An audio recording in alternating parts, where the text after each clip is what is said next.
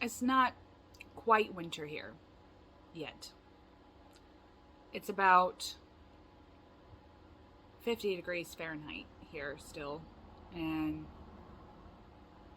this time of year always sends me into a beneficial melancholy. Almost like a melancholic nature that I need this time of year. A reflective time, you know? And as I work with my major archetypes, I'll say, as deity, I tend to awaken the crone when I notice the north winds start to blow. That's the mark of winter for me here in the United States. The actual mark of winter is the blowing of the north wind. And the north winds don't blow very often. They rarely do here. But when the winds turn and it becomes a north wind, and it sends in this wintry front for the first time, the winter chill, I get this beautiful melancholic nature that settles within myself. Like settles beautifully like a first snow. And whether or not I've awakened the crone in my own witchcraft practice or not, I feel almost like she's been in hibernation and then she starts stirring, right? It kind of reminds me of the Kaliak a little bit. And I start finding ways to have conversations with her, you know? And this year, it's almost been so profound to work with my major archetypes. Being pregnant, it's been so long since I was pregnant before, you know, almost 14 years now since the last time I was pregnant. It feels weird. It feels weird to have movement and womb movement in the body with a crone like behind me, you know, like a hand on my shoulder, a gnarled hand on my shoulder. And usually there's energies that are at play, right, with the crone and with the other archetypes that I utilize in my craft. This year it was all on energy and characteristics, right? Getting to know her on this primordial level. And it's been pretty profound in terms of journaling and things like that, because I started to realize that she was inadvertently trying to show me what it actually means, what it actually looks like to be a crone. Not in a human way, okay? I mean in an archetypal way, in a why does she look the way she does way. Like her mannerisms are specific, right? And like I said, in terms of this being an archetype. And I started to dive into what the archetypal characteristics of the hag were and what they could mean. And I started to doodle out, you know, in my mind and in my journal, what a hag looked like, right? Like the stereotypical hag. And an image popped up that normally pops up with me. And it's the queen from Snow White. And as a lover of fairy tales in general, okay, but the specificity that I have, the affinity that I have with the queen from Snow White is so profound for me, because when I remember being younger and watching the Disney version of Snow White and wondering why the queen chose the hag to trick Snow White. Why was it the hag? Why wasn't it like a princely figure, you know, to trick her, like a devilish figure, you know, like a devilish, charming, I don't know, male figure that could, God, excuse me, let me have some tea. Like, now, I didn't have those thoughts when I was a kid, but it dawned on me that she could have been anyone. Like, she could have taken that damn potion and turned into anybody, okay? In my head, like, she was, you know, she was so powerful. She had this power in her, you know? The black arts, right? Oh. And when she was making this potion, it was a transformation potion. And if she was this, you know, had this power to transform herself into anything, she could have literally been anything, anyone. And like I said, like, now looking back, I think, you know, she could have been this suave, debonair, charming, handsome devil character, you know, to lure Snow White into the folds, right? Or a more motherly figure, right? Someone that would have been Snow White's mother's age. So a mother archetype, you know? And so, you know, I go through the archetypes of who the queen could have chosen. And it dawned on me, it's not like I had this epiphany recently, okay? But it's something it was something that I've stuck with this year, that there is a huge reason that the queen chose the crone, that she chose the hag. And it's trust. It's trust. It's wisdom. When you see the hag, whether or not the hag is devious or trickster-like or whatever, archetypally, you latch on to the wisdom that has to be present in the crone. It has to be there. It will inevitably be there. And you automatically trust that they would know what they're talking about. They know. They've been there, you know? And you're like, do I trust you? And it's this almost automatic trust that you have when you have, like, if a crone were to just appear in front of me, I would want to talk to her about her life. You know, I would want to talk to them about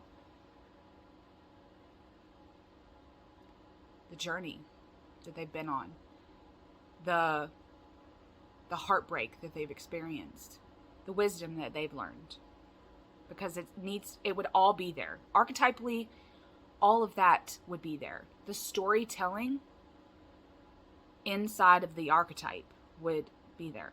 It's automatic. It's automatic. And whether or not, and this is another thing that I've been grappling with, is whether or not me as an individual, whether or not I would get to the crone stage of my life. I could die young, you know? It happens. And I kind of been grappling with that as well, especially with dealing with my dad's death, you know? I didn't consider him old at 63 when he died. I didn't consider that old. And it dawned on me about the crone the other day. I was in the grocery store. Me and my husband, we were walking around the grocery store. And there was an actual old man. And by old man, I mean, had to be, from just looks alone, over 85, okay? And he was in, you know, one of those wheelchairs, like automatic wheelchairs in the grocery store, right? Whatever the hell you call them, carts. White-headed, thick, leathery, wrinkled skin, okay? Glasses, old, right? And not that I have anything, there's nothing wrong with being old, right? Nothing. But my grief hit so strong in that moment of being in the aisle with this man. Why, I was asking the universe, kind of, in my grief, I was asking the universe why my dad couldn't have made it to that ripe age, I never saw my dad white-headed. I never saw him have wrinkled, gnarled skin. Never even wore glasses or contacts. And it's like, I didn't get to know my dad at that age, in his old age. And it all came flooding, like this feeling of this man that I don't know made me think of the fact that I won't know my own dad in his sage phase, right? It's beautiful that you think that you would have needed that sage phase out of your dad. But don't discount the wisdom that he did give you in the phases that you did know him through. And I thought that was really profound, because I grapple with the only the good die young, and I grapple with the fact that, is there wisdom in that? Is there wisdom in that? Even if someone died young, let's just say. Just imagine this boisterous, beautiful, exuberant girl. Happens all the time, right? And she dies young, right? There will be a sage or a crone that will put that young one's death in their repertoire of wisdom. The knapsack that crone archetype is carrying around, of wisdom, of profound knowledge, of sorrow, of loss, that young one's death will go into the bag of someone in their life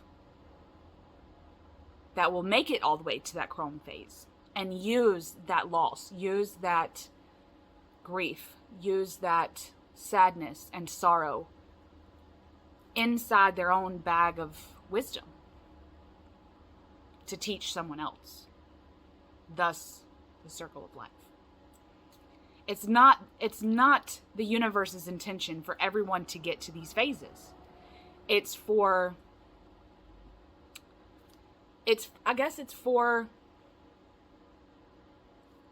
all in interconnectedness. It's interconnectedness in a way that they will inevitably, archetypally, this good dying young person that we may or may not encounter will go into the knapsack of a crone someday. Whether that's that young one's parent, one of their parents, one of their siblings, one of their cousins who had a good relationship with them, like one of their best friends, a partner of theirs, I got, it sometimes when I get hit with these archetypal, philosophical, existentialist, almost borderline nihilistic thoughts, I kind of get worried. I'm like, well, what, because you feel so sad about the young dying.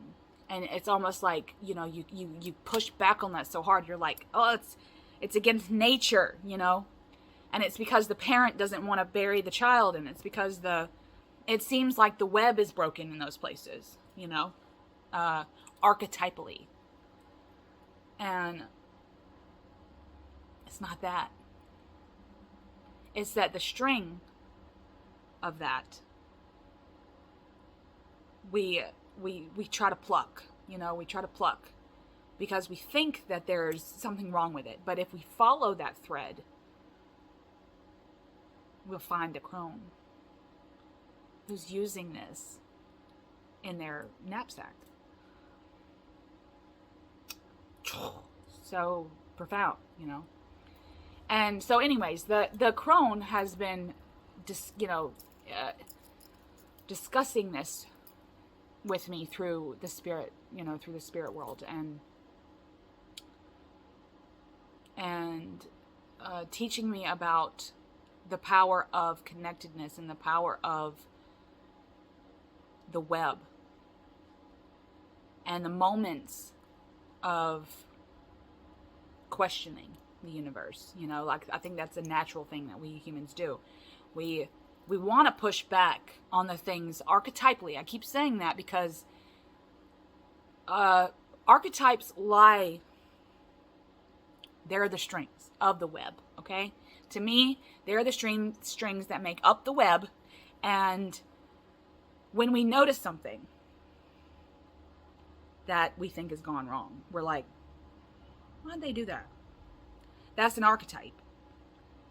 We put an archetype on that situation, or on that person, that celebrity, that idol, that that's whatever that we're looking at, and something goes wrong with that, right?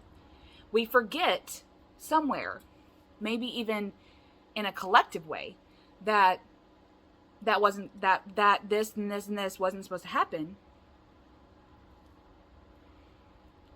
We forget that we're not looking at an archetype.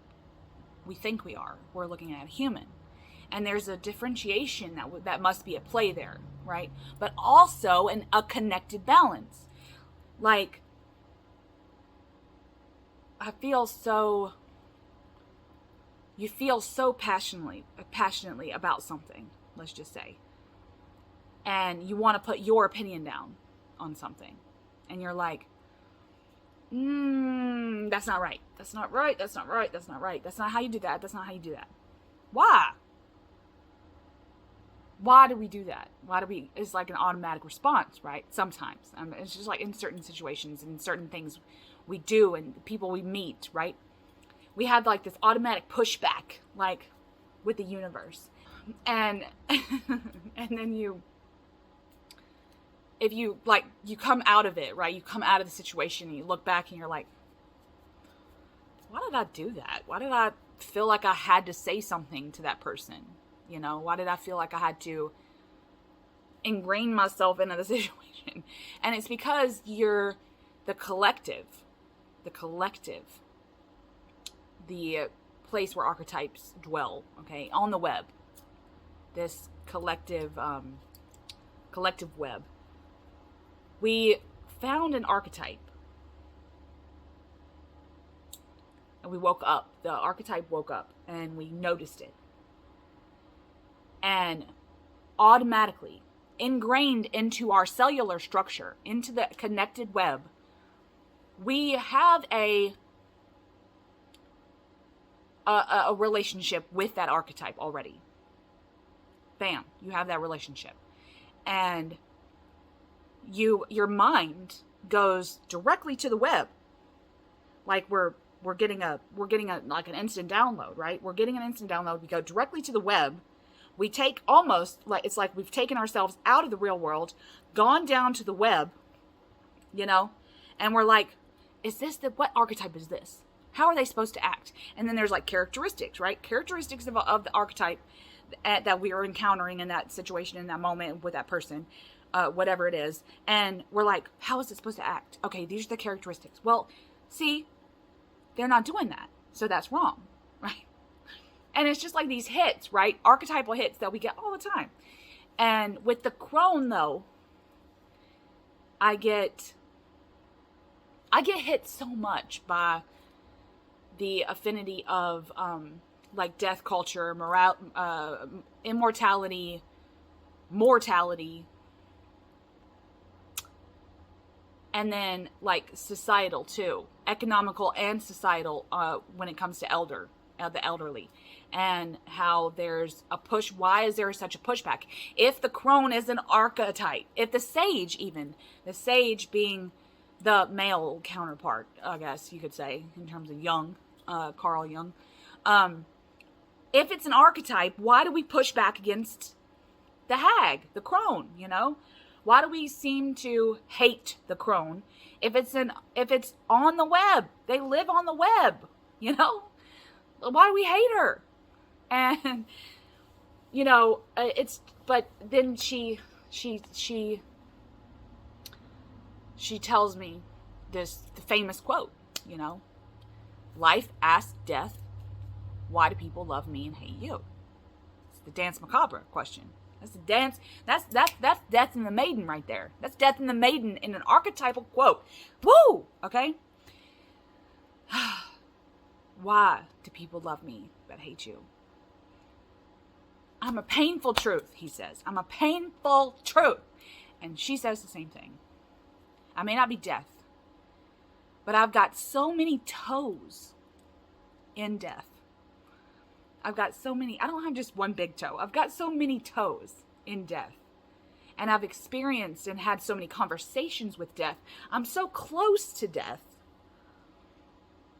that it's right there on the line of love and hate, of fear of the dark, you know? And I laugh with her about that. And I'm not trying to say that I have like these conversations like this apparition appears and I have a conversation with the crone, okay? This is mostly in journal and automatic writing, automatic doodling with her, okay? This is what I consider conversations with my archetypal deity kind of thing. And I laugh about this kind of stuff. Like, she's like, yeah, and because, you know, like, I'll be like, you're not death, you know? Why do people hate you? And she was like, well, it's because so many people, so many humans won't get to, they'll meet death before they meet me. Before they get to my phase. And she wanted me to realize the rarity of the crone. The rarity of the crone. And I mean that archetypally, not so much in the lineage of your life, okay? Like whether or not you get to age 60 or 80 or whatever it is. There are characteristics on the web of the crone. And therein lies the rarity. It's the internalized wisdom, right? It's an internalized wisdom. We've turned in the mother stage, okay? I don't mean to get too into the, you know, the MMC here, but in the mother phase, okay, mother archetype, that's when we're gaining our knowledge, okay? Gaining our creative knowledge. We're using our creativity and then we're plugging in and plugging back out. But it's such in a loop in the mother phase that we're not really internalizing in a good way yet, you know? We haven't learned how to internalize the knowledge to turn it into wisdom, to turn it into intuition. We haven't really learned to trust our own intuition, our own light bulb when we get a light bulb moment. We haven't learned to fully trust that. And it's because our knapsack is pretty freaking empty, you know? And the rarity of the archetype of the crone lies in the fullness of the knapsack, you know? You've got to be able to internalize the knowledge and form it into wisdom. Your knapsack's got to be full of all, if not most, I guess, I won't say all, because there's no way, but experience so much. There has to be experience. But then on top of experience, which I believe is linked to knowledge, I feel like there's a moment you have to think about what you've experienced. You cannot just experience things. Like in the Danse Macabre, right? They pull the maiden in because the death is obsessed with her. He's obsessed. He's like, you know, he's like Bette Midler in Hocus Pocus. Dance, dance, dance until you die. You know, like he wants to see the exuberance because he's dead. He wants to see this lust for life, right? And she's like a kaleidoscope to him. And she's so free, right? Because she's only experiencing things. She's not learning a damn thing. She's only experiencing. She's listening to the violin, okay? You know? And all she's doing is experiencing, feeling, right? And he notices that. He swoops in. It's like, Woo, let's experience together. Okay, let's experience, right? Because you don't know any better. You're not thinking about what's happening. You're not looking at the bigger picture. You're not looking at the fact that you're in this graveyard full of skeletons that just happen to just rise up from the dead, on Halloween night. You don't know. You don't even, but you don't care either. It's like Dostoevsky's The Idiot. He doesn't care. He's just dancing, And I find that so fascinating about the Danse Macabre. I could talk about that. That's a whole video. But then, if death in the Danse Macabre were to meet another archetype, I think that he would think twice about, drawing them in. Because instead of just experiencing, they would be using their experience to gain some kind of background knowledge about it. Okay, well, let's think about this for a minute. He doesn't want you to think about it, okay? He just wants you to experience. And then, the Crone being just like this close friend over here, like so close to him, he's like, I already know you, whatever, you're so close to me, it wouldn't even be fun, and I think that's the rub too, is that humans want so much to not feel pain and not feel sorrow and not feel loss and not feel like, we want to feel love and we want to feel sex and we want to feel psychedelic. We want to keep experiencing things, and we automatically assume that the Crone doesn't. She's too tired. She's just too tired. Right? So we're like, she wouldn't be fun. And we've forgotten along the way that it's not about just experiencing things. You have to learn things on top of experiencing things. Then we have to turn that into wisdom. And the only way we can do that part of the journey here is to sit down and shut up and listen to a story. I think that's the rub. So, anyway, like I said, I'm sitting here in this is very much my Crone chair. But I'm sitting here, I've got 5 decks in front of me. 1, 2, 3 tarots and 2 oracles. And I came up with a tarot spread for this, or a card deck spread, okay? And I'm going to use, there's 5 positions, and I'm going to use my 5 decks to pull out a card. It's not technically a reading, it's going to be like kind of an example. I'm going to leave a PDF or a Google Drive file, whatever you want to call it, of the spread below. Brain fart. But I'm going to put it up on the screen here. I made a picture, like in my Canva, of the spread. I'm going to put it here for you to follow along with me. But basically what I want to convey in this spread, what I wanted to, was like this awakening that I had with the Crone, this chat, all the stuff that I've been doing with her the last, week or whatever. She wanted me to wake up to why she looked the way she did. And what her actual physical characteristics could mean. So, it's been pretty profound. So, the first one is her teeth. Whether or not she has a full set or just a few, they're yellowed and, they're pretty gross, right? in terms of teeth.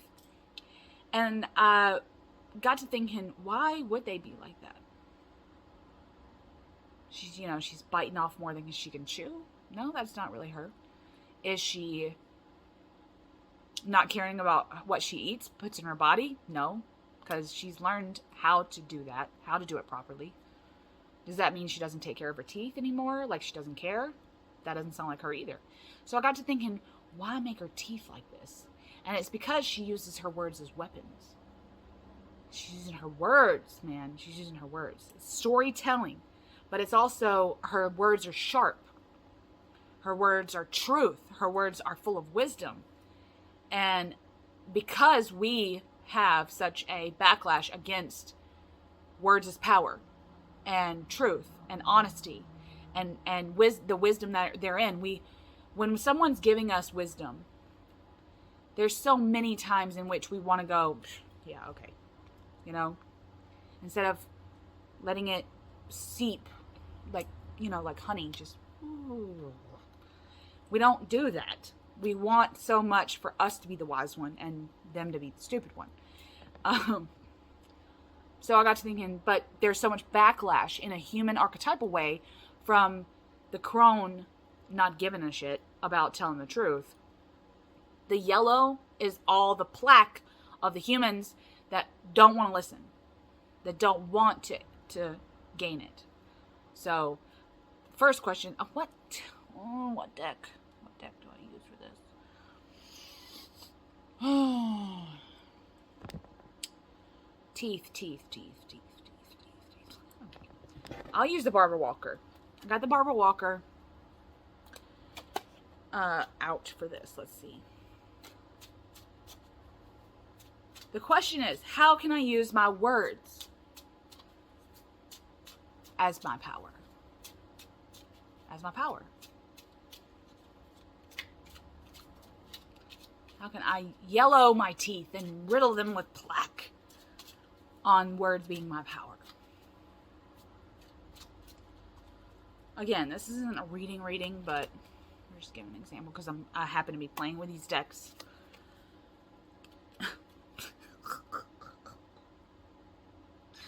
Oh, okay. Doom. Ace of Swords. But how profound is this? You know? Ace of Swords. As how can I use my words as my power? Oh, you better know what you're saying. You better know what you're saying, okay? In the chaos, you better know what this is. This wisdom in a cup. Know what you're saying. Believe in what you're saying. Critical. It's critical. This is critical thinking in a card right here. And, ooh, that is profound as hell. Thank you, Barbara Walker. You're always there for me. Next question. Hunchback. Usually, she's got some kind of hunchback or she's hunched over in some way. And I wanted to think about this. I thought about this, like, what would it mean to have a backbone? Because the crone very much has a backbone, just like with her words. But this is more confidence, and what confidence has done to her archetypally over the years. And to me, it's kind of like looking at the Ten of Wands. You know, it's almost like the confidence that she exudes is because so much stuff is on her knapsack in her back. You know. And she's been carrying it around. And it's not like she's not complaining about that, you know? There's confidence in the fact of what she's carrying and and the knowledge and wisdom therein. So that's why she has a hunchback. So how can I exude more confidence in my life? Now, for some reason, I was playing with this deck with the crone. Maybe because I like to see her in this realm, but it's Psychic Tarot for the Heart by John Holland. Again, this deck doesn't really remind me of the crone, but I think it's one of those good decks that has good messages. And if I'm thinking about confidence, I am thinking about I'm not necessarily thinking about the harshness of confidence. I'm thinking about the lightness, the light and the love and the pursuit of confidence and how hard that can be and how much of a cushion I want when I'm trying to find my own confidence. You know, I kind of want to find my confidence on a bed of roses, a bed of pillows, you know. Not that that's always doable, but whatever, you know. Let's see what we got for how can I exude more confidence in my life? The heart chakra. Huh. Look at that green, that lushness. I don't know shit about the chakras. Let's read what John Holland wrote about the chakras real fast. Heart chakra. The air element. Keywords I love. All right. Parallel to the heart chakra represents unconditional love, compassion, harmony, relationships, and healing. It is believed to be the link between mind, body, and soul. How profound is that in terms of confidence?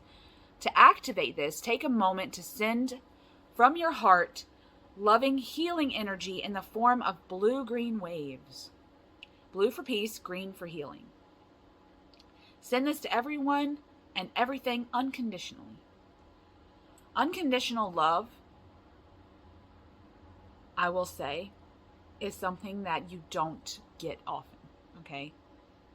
I want you to really think about that, because I don't experience that a lot in my life. So anyways, it's profound. I kind of want to think about unconditional love. This love will be returned to you for your own healing. It's pretty, yeah, it's pretty gnarly, I guess. But in terms of confidence, I feel like if you have unconditional self-love, that's confidence too. That's building of confidence. Unconditional self-love. Stop being mean to yourself, you know? Okay. Now, I knew this question, Tarot of the Crone, was going to be this question. The next one is, how can I work smarter, not harder? And this represents her gnarled hands. Her gnarled hands. Her gnarled hands are from hard work, okay? Hard work. And, excuse me, there is a specific card in here that I could have pulled out like in a conscious way that represents this exact question to me. But let's just see what she says in terms of this question. Doing it in like a non-conscious way. And if I want to show you the card in a minute, I will. But let's see what they came up with. Ooh, Shadow of Cups. Look at that, Shadow of Cups. It's really, really profound. I love this card. It's like this drowning victim, you know?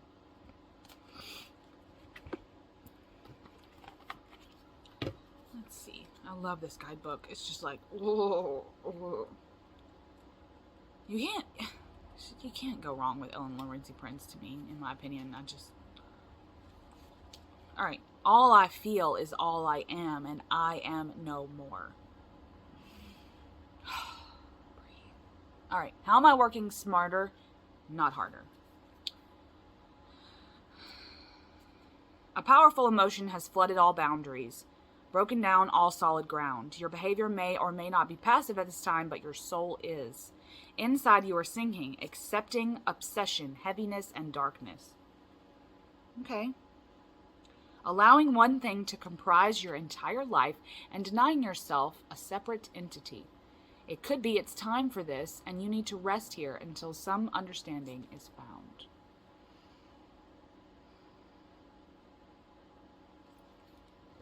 So, how can I work smarter? Let go of the stuff that doesn't matter. Let go of that. Let go of the stuff that doesn't matter. Get rid of the stuff in your knapsack. That's not aiding you. It's not aiding the wisdom. Ooh, it's pretty profound too. Love it. I love it. Okay. Well, I guess my two oracle decks are what's left. Okay. Then the next question, fourth position, is, in what area can I benefit asking for help? Now, this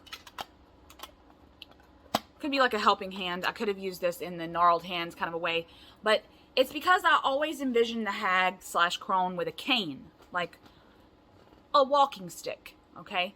And that always makes me think of the fact that she's not afraid to use tools for aid, for help. She has to, if she needs the cane, she's going to use the cane. There's no pride involved, right? There's no external pride involved. And I love that aspect to her. Like, she's like, it helps me walk. Why wouldn't I use it? You know, like, she's not thinking of the ugliness of it, you know? Let's see. Tools. Let's use my new oracle, which is my Bell Book and Candle Oracle, which is all about altars, okay? And the, you know, what we use in terms of our witchcraft, in terms of tools and altar setup and stuff like that. In what area can I benefit asking for help? That's the question of the cane, the walking stick of the hag here, the crone. Oh.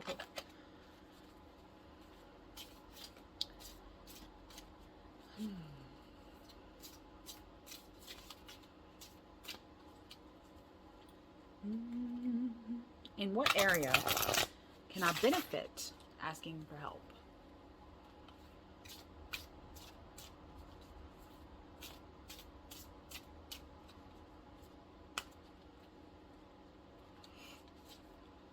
Ooh. Look at that. Crystal.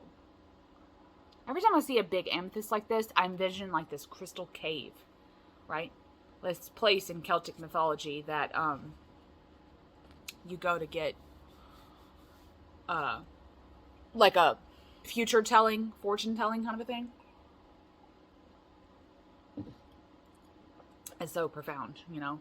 Like it's like a pilgrimage to the crystal cave for me. But in what area can I benefit asking for help, or in what ways can you benefit in asking for help?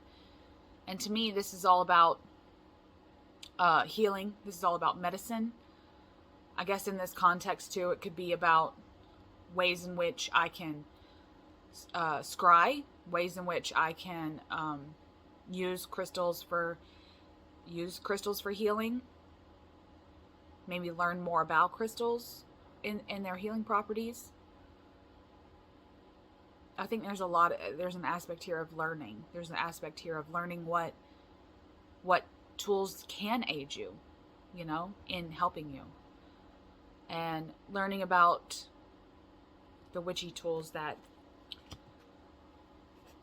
they don't have to be witchy per se, okay, aesthetically. They can just be learning about tools, specific tools that you have already in your knapsack that will aid you.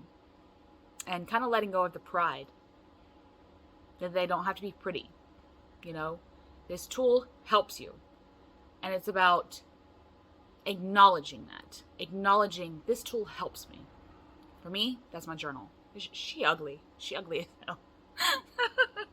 I don't want anyone looking at her because she's so ugly. Just shit everywhere. Margins, doodles, you know, like, she's not pretty. But it's like, I can't forsake her, you know? She's so sacred to me. Anyway, that's the tool that I have that, in a pride way, I'm like, I hope nobody looks in this because she's ugly as hell. But I can't throw her away. I won't throw her away. Kind of a thing. That's kind of where I'm going with that. That's where I'm going with that. Okay, then the last position is, how can I walk my own path with intention? And for me, that speaks, withered feet, whether or not the crone is wearing really good, sturdy, orthopedic leather boots, okay, to walk around her foresty realm in, or she's barefoot. It doesn't matter. Her feet are so callous, like mine, I can walk over a bed of Legos. So whether or not she's barefoot or has boots on in your head, archetypally, it doesn't matter. But the withered feet of the crone is all about journey. It's all about path, and it's all about the path we walk and the necessity of the path we walk. the path we're going on, and the obstacles we have faced, what those have taught us, using the teachings of the path we have already tread, put it in the knapsack, right? But then, like I said before, with the, don't let pride get in the way of what's in your knapsack. Only put the things that are benefiting you in the knapsack. You know, don't put your whole past in the knapsack, because your whole past isn't aiding you.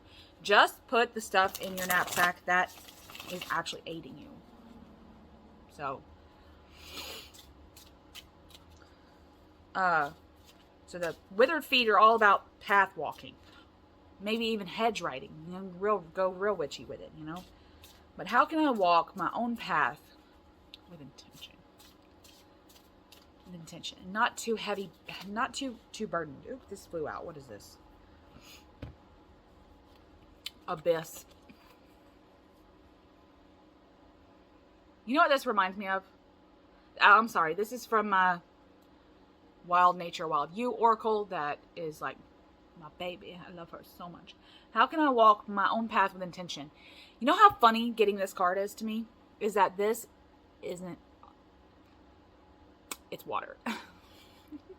It reminds me of the Shadow of Cups we just got from the Tarot of the Crone, when it reminds me that this is water. Can't walk on water. Can't walk on water. How do you tread in the ocean? Maybe the better question is, how do I drown properly?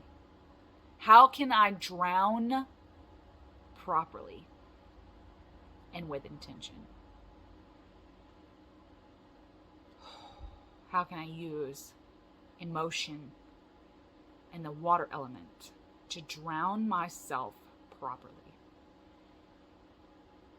God, that's so deep. It's abysmal. Oh, okay. I've been on long enough talking about the Crone. I love her so much. Let me know your thoughts. I don't know if you have any.